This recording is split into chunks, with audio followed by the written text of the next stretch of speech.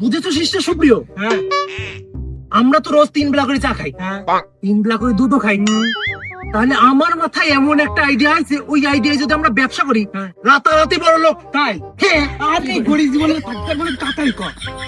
ওই আইডিয়া যদি আমরা ব্যবসা করি হ্যাঁ 2 দিন পরে তো আম্বানির সাথে বসে ডিনার করবি। আরে শালা তুই তাড়াতাড়ি কর। শোন, আমি না অহংকার করে নেন, এই যে ব্রেন, আইজ্যাক নিউটন, হ্যাঁ আইনস্টাইন, এদের থেকে কয়েকশো গুণ বেশি ভালো।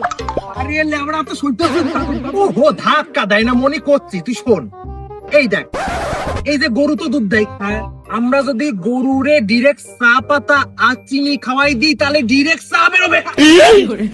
হ্যাঁ, কোনো গ্যাসও লাগবে না, কোনো চুলাও লাগবে না, একদম জিরো ইনভেস্টমেন্ট, চা বিক্রি করি করি বড় লোক হয়ে যাবো।